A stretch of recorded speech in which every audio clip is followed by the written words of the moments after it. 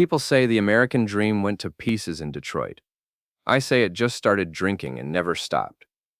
My name is Ray Dempsey, and I've been selling used cars in this Rust Belt town for 15 years. Not the glamorous kind of cars you see in magazines, but the kind that get working folks from point A to point B without breaking the bank. At least, that's what I used to tell myself, when I still believed in honest work and faithful wives. The morning everything changed started like any other Tuesday in March. Cold wind cutting through my jacket, coffee tasting like motor oil, and Linda already giving me the silent treatment over breakfast. My wife had perfected the art of making scrambled eggs feel like a personal insult. "Megan needs new shoes," she said without looking up from her phone. Our 14-year-old daughter was upstairs, probably scrolling through social media and pretending the world didn't exist. "How much?" I asked, knowing the answer would hurt.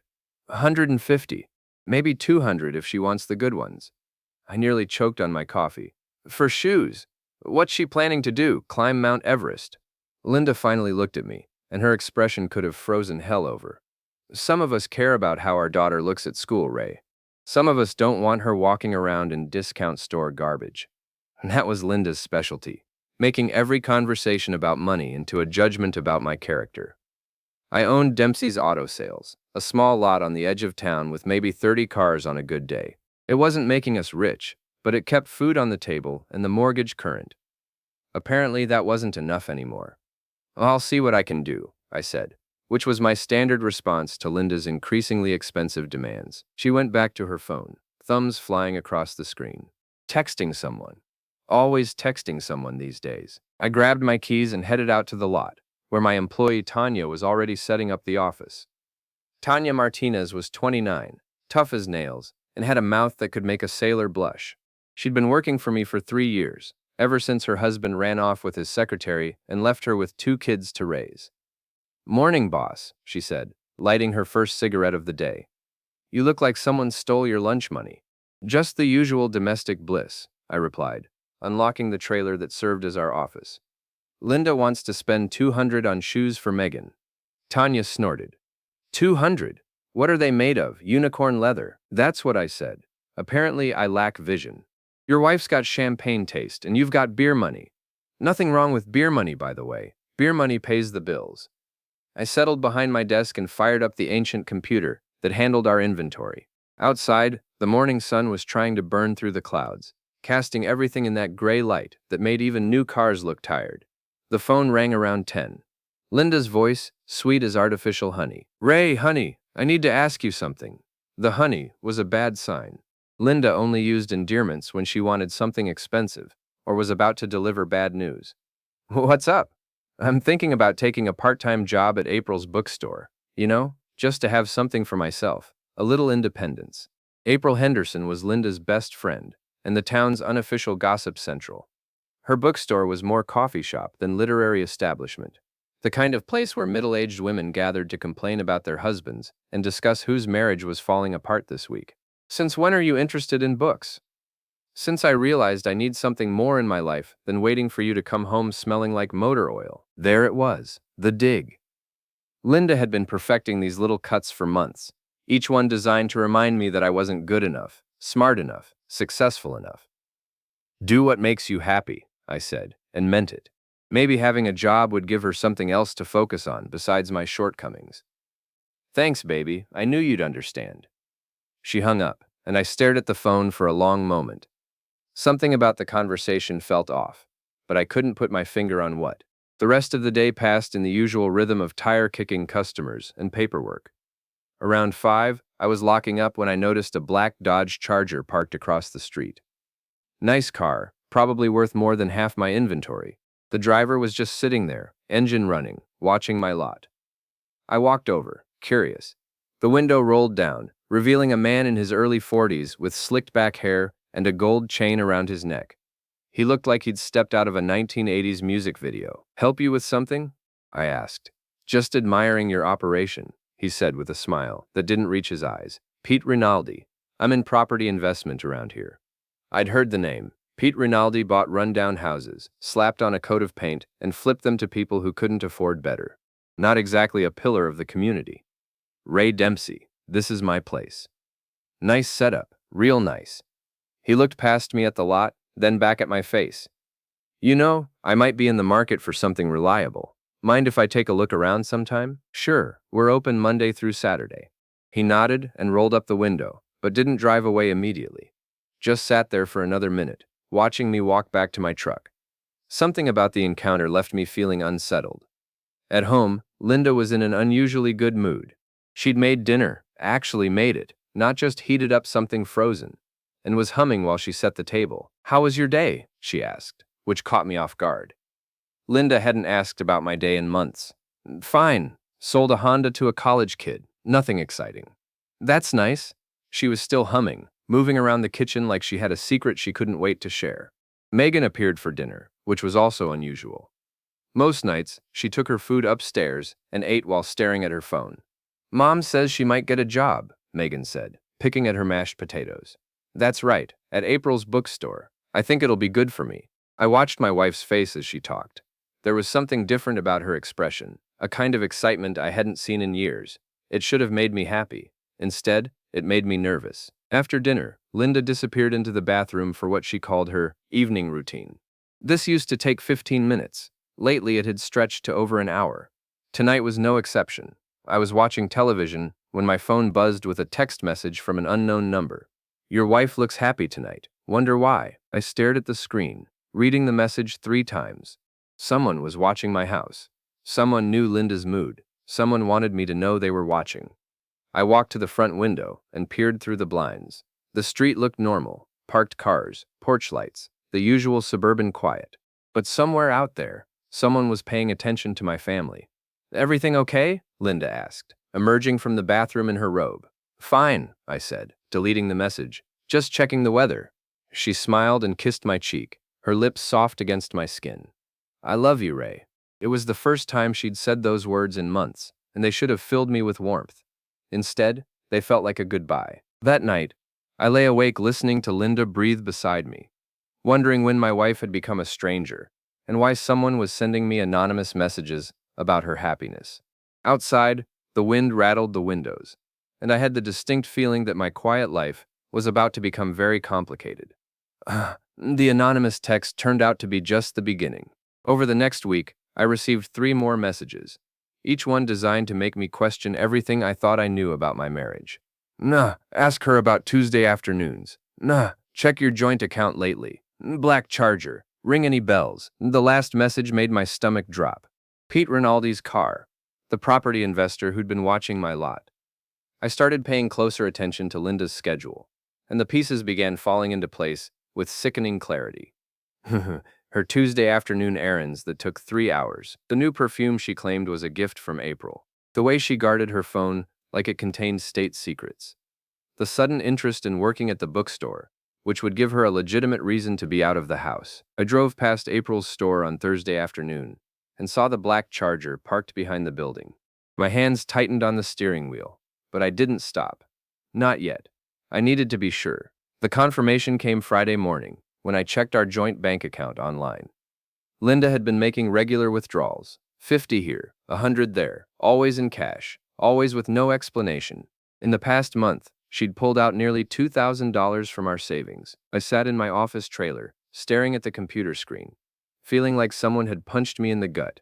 15 years of marriage, a daughter together, a life we'd built from nothing. And Linda was throwing it all away for a guy who looked like a reject from a mafia movie. "You look like someone ran over your dog," Tanya said, settling into the chair across from my desk with her morning coffee. "Worse. I think Linda's having an affair." Tanya nearly choked on her coffee. "Are you sure?" I showed her the bank statements, told her about the mysterious texts and Pete Rinaldi's car. Tanya listened without interrupting, her expression growing darker with each detail. "That two-faced witch," she finally said. "And with Pete Rinaldi? Ray, that guy's bad news. He's been in and out of court for the past 5 years. Tenant disputes, contract violations, you name it. You know him? My cousin rented one of his houses. Place was falling apart, but Pete kept the security deposit anyway, claimed she'd damaged the property." Tanya shook her head. "Your wife's got terrible taste in men, present company excluded, of course." I spent the weekend watching Linda, looking for signs I'd missed. They were everywhere once I knew what to look for. The way she smiled at her phone when she thought I wasn't watching. The new clothes she claimed were on sale. The sudden interest in working late at the bookstore. Sunday night, I made my decision. If Linda wanted to play games, I'd show her what a real player looked like. Monday morning, I called the bank and removed Linda's name from our joint checking account. It was perfectly legal. My name was primary on the account, and I had every right to protect our assets. I transferred the remaining money to a new account in my name only. Next, I called the credit card companies and canceled every joint card we had. Again, perfectly legal, and something I should have done the moment I suspected she was stealing from us. By Tuesday afternoon, Linda's financial world had collapsed, and she didn't even know it yet. The call came at 3:30. Ray, there's something wrong with my debit card. The machine at the grocery store said it was declined. Really? That's strange. Can you call the bank? Maybe there's some kind of mistake. I'll look into it, I said, and hung up. She called back an hour later, and this time the sweetness in her voice had been replaced by panic. Ray, I just talked to the bank. They said you closed our joint account. Why would you do that? Because I found out about Pete Rinaldi. The silence stretched so long, I thought the call had dropped. When Linda finally spoke, her voice was barely a whisper. I don't know what you're talking about. Black Charger, Tuesday afternoons, 2,000 in cash withdrawals. Should I keep going? Another long silence. Then, Ray, we need to talk. No, Linda, we needed to talk 6 months ago, before you started stealing from our family to finance your midlife crisis. Now we need lawyers. I hung up and turned off my phone. For the first time in weeks, I felt like I could breathe again. Tanya was grinning when I told her what I'd done. About time you grew some backbone. What's your next move? I'm going to make sure everyone in this town knows exactly what kind of woman my wife really is. The opportunity came sooner than expected. Wednesday evening, I drove to April's bookstore, knowing Linda would be there for her shift. The place was buzzing with the usual crowd of gossips and coffee drinkers. I walked in like I owned the place, nodding to the women I recognized from school events and neighborhood gatherings. Linda was behind the counter, looking pale and stressed. She saw me coming, and her eyes went wide. Ray, what are you doing here? I came to buy a book, I said loudly enough for everyone to hear. Maybe something about marriage, or betrayal. Do you have any recommendations? The entire store went quiet. 20 pairs of eyes focused on us, sensing drama. Please, Linda whispered. Not here. Why not here? This is where you work, right? Where you've been spending all those Tuesday afternoons? I pulled out my phone and opened the banking app. I was just wondering if you could explain these cash withdrawals. $2,000 in 6 weeks? That's a lot of books. Linda's face went red, then white. Around us, the other customers were leaning in, not even pretending to mind their own business. I can explain. Can you explain Pete Rinaldi too?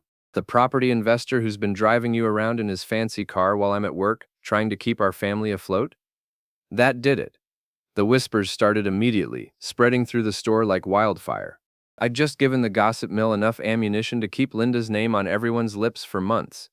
And April appeared from the back room, looking mortified. Ray, maybe I should what? Pretend my wife isn't cheating on me? Pretend she didn't steal from our family savings to fund her affair? I looked around the room, making eye contact with as many people as possible. Ladies, let this be a lesson. When your husband works 60 hours a week to provide for your family, maybe don't repay him by running around with the local slumlord. I walked out without buying anything, leaving Linda standing behind the counter with tears streaming down her face and a room full of women who couldn't wait to spread the story. My phone started ringing before I reached my truck. Linda, calling and calling. I let it go to voicemail, then listened to her messages while I drove home. Ray, please, let me explain. It's not what you think. You humiliated me in front of the entire town. How could you do that? Answer your phone. We need to talk about Megan. The last message was different. Linda's voice was cold, controlled.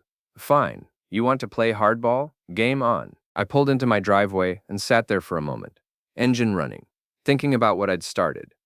Linda was right about one thing. This was a game now, and I intended to win. The house was dark when I went inside. Megan was at a friend's house, which was probably for the best. I didn't want her caught in the crossfire of what was coming next. I poured myself a drink and settled into my chair, waiting for Linda to come home. When she finally walked through the door at 10:30, her eyes were red from crying, but her jaw was set with determination.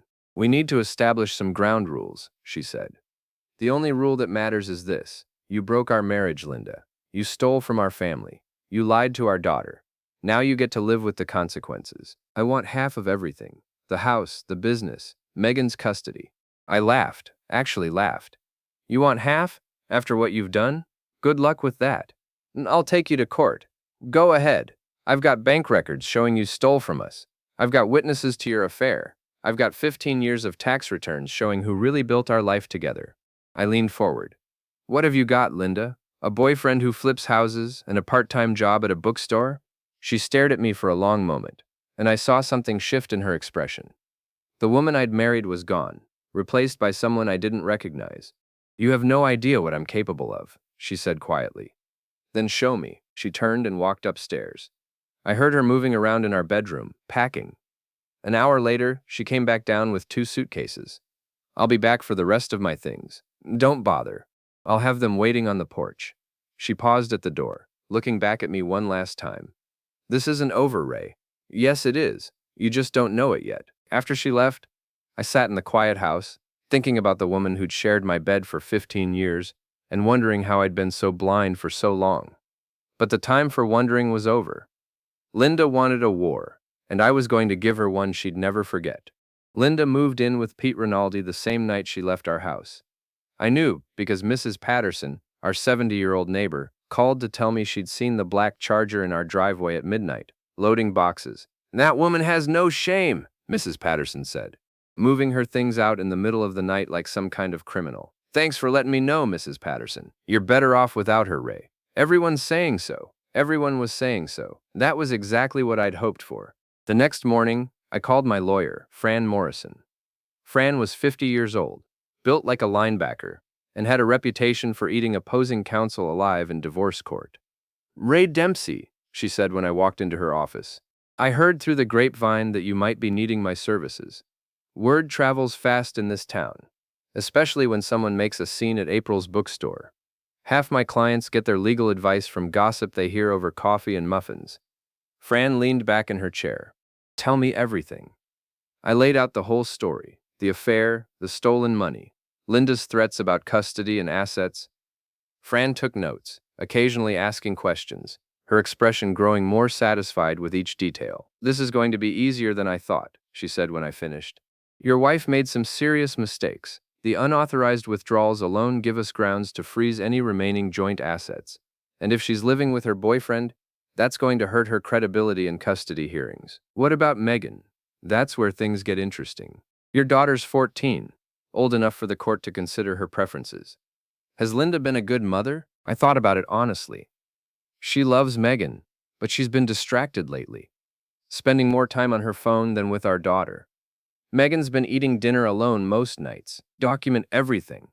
I want a detailed log of Linda's parenting over the past 6 months. Every missed dinner. Every time she was too busy texting to help with homework. Every occasion when Megan was left alone while mommy was out with her boyfriend. I left Fran's office feeling better than I had in weeks. Linda thought she held all the cards, but she was about to learn that stealing from your family and abandoning your daughter had consequences. My next stop was the courthouse, where I filed for emergency custody of Megan. The paperwork cited Linda's affair, the financial theft, and her abandonment of the family home. I requested exclusive custody pending a full hearing. By Thursday, Linda had received the papers. She called me screaming, "How dare you try to take my daughter away from me? I'm not taking her away. You left her. You moved out to play house with your boyfriend while Megan was at school. What kind of mother does that? I was protecting her from the toxic environment you created." The toxic environment? Linda, you were the one stealing money and sneaking around with another man. I was working to support our family. Megan wants to live with me. Then she can tell that to the judge, along with explaining why her mother thought it was appropriate to move in with a man she barely knows. The call ended with Linda slamming down the phone. But I wasn't done yet. That afternoon, I drove to Pete Rinaldi's house, a modest ranch in a neighborhood that had seen better days. The black Charger was in the driveway, along with Linda's Honda. I parked across the street and waited. Around 5 o'clock, Pete came out to check his mail. I got out of my truck and walked over. "Pete Rinaldi?" He looked up, immediately wary. Yeah? Ray Dempsey. I think you know my wife. Pete straightened up, trying to look tough. Look, man, I don't want any trouble. Neither do I. I just want to make sure we understand each other. I stepped closer, keeping my voice conversational.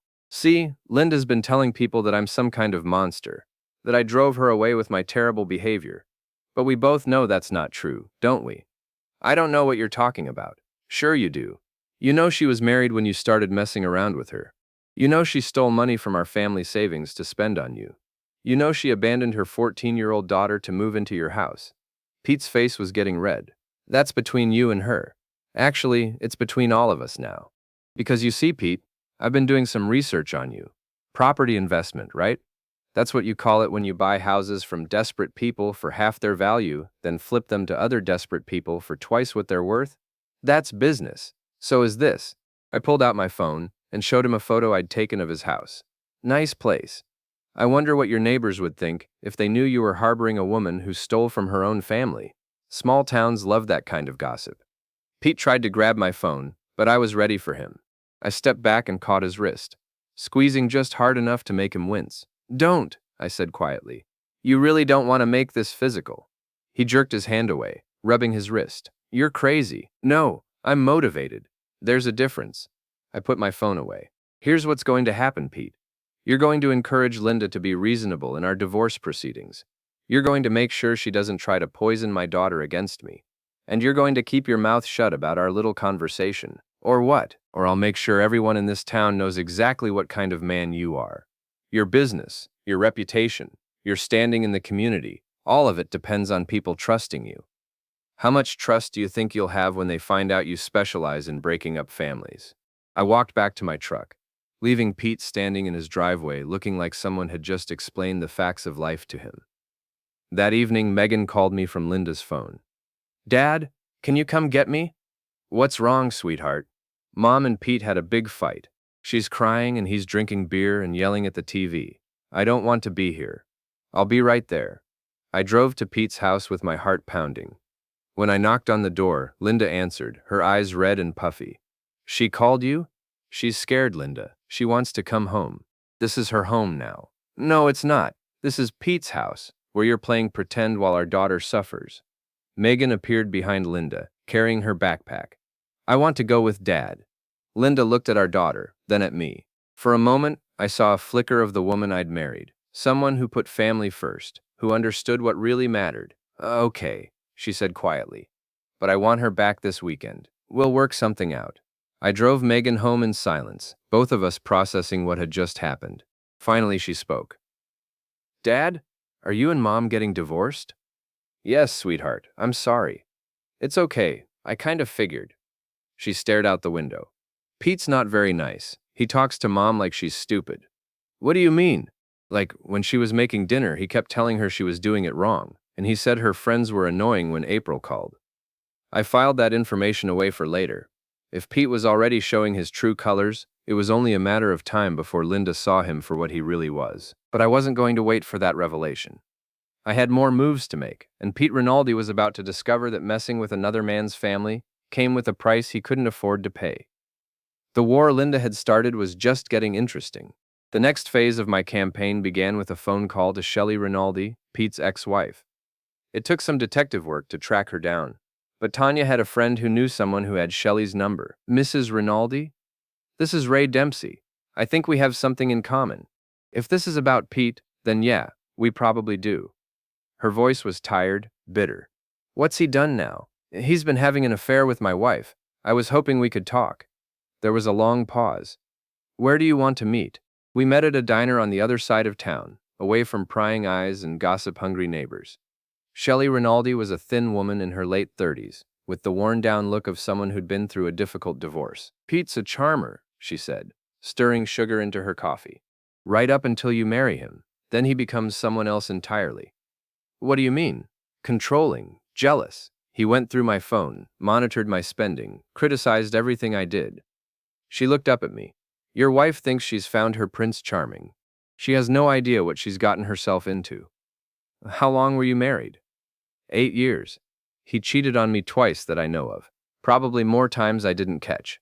The second time, I hired a private investigator. She reached into her purse and pulled out a manila envelope. These might interest you. The envelope contained photographs of Pete with various women, financial records showing hidden assets, and court documents from their divorce proceedings. It was a treasure trove of information about the man who is now living with my wife. Why are you helping me? I asked. Because Pete destroyed my life, and I want to see him get what's coming to him. Your wife is just collateral damage. I studied the photographs more carefully. Pete had a type. Married women, usually going through rough patches in their relationships. Linda wasn't his first affair. She was just the latest in a long line of conquests. There's something else you should know, Shelley said. Pete's in financial trouble. He owes money to some very unpleasant people. What kind of people? The kind who don't take no for an answer when it comes to collecting debts. Pete borrowed money to buy his last flip house, but the deal fell through.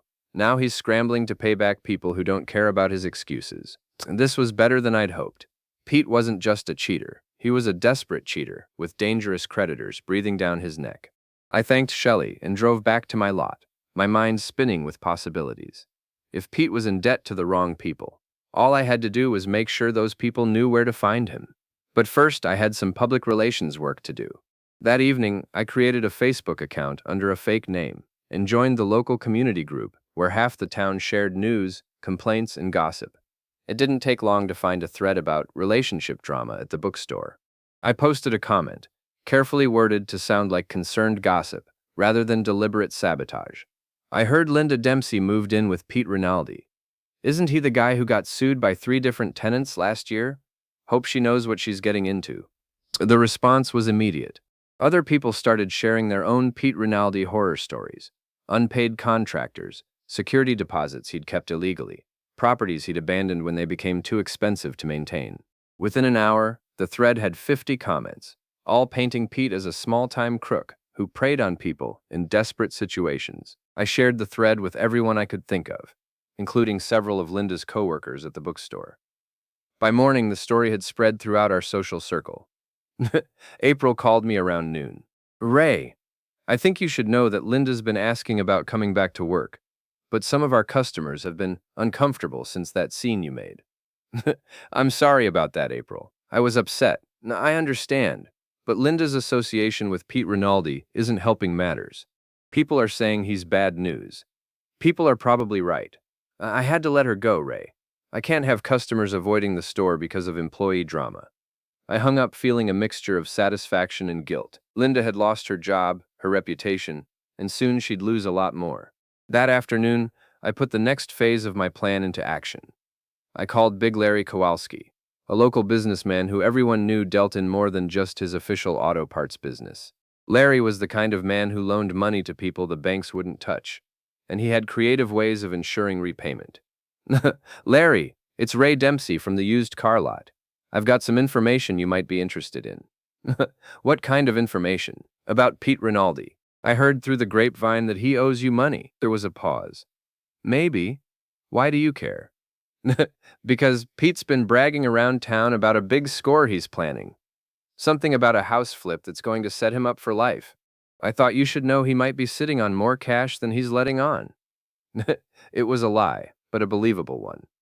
Pete had a reputation for shady deals, and Larry would want to investigate any possibility that his debtor was holding out on him. And thanks for the tip, Ray. I owe you one. Just looking out for a fellow businessman. I hung up and waited. It didn't take long. That evening, Megan was at my house doing homework when my phone buzzed with a text from an unknown number. Your boyfriend's in trouble. Check the parking lot behind Murphy's bar. I drove to Murphy's, a dive bar on the wrong side of town. In the back parking lot, I found Pete's black Charger with 2 flat tires and a spiderweb crack across the windshield. Pete himself was nowhere to be seen, but the message was clear. Larry's people had found him. I took a photo of the damaged car and sent it to Linda with a simple message. Looks like Pete's past is catching up with him. She called me immediately. What did you do? Nothing. I just heard Pete had some financial difficulties. Apparently, other people heard the same thing. He says you've been spreading lies about him around town. I've been spreading the truth, Linda. There's a difference. These people could hurt him, Ray. They could hurt me. For the first time since this whole mess started, I heard real fear in her voice. Good. Then maybe you should reconsider your living arrangements, I said. Megan's room is still available if you want to come home. I can't do that. Then you'd better hope Pete's as good at handling creditors as he is at seducing married women. I hung up and drove home, where Megan was waiting with her math homework spread across the kitchen table. Dad, is Mom in trouble? Why do you ask? She called earlier, crying. She wanted to know if I was safe here with you. I sat down across from my daughter, looking at her serious 14-year-old face. She deserved honesty, even if the truth was ugly. Your mother made some bad choices, sweetheart. She got involved with a man who isn't what he pretends to be. Now she's dealing with the consequences. Are you trying to hurt her? The question hit me harder than I'd expected. Was I trying to hurt Linda? Or was I just trying to protect what was left of our family? I'm trying to make sure you're safe, and that your mother understands that actions have consequences. Sometimes that means people get hurt. Megan nodded slowly. Pete scares me. The way he looks at Mom sometimes, it's not nice. What do you mean? Like she's something he owns. And he gets angry really fast. Mom's been walking on eggshells around him. I filed that information away with everything else I'd learned about Pete Rinaldi.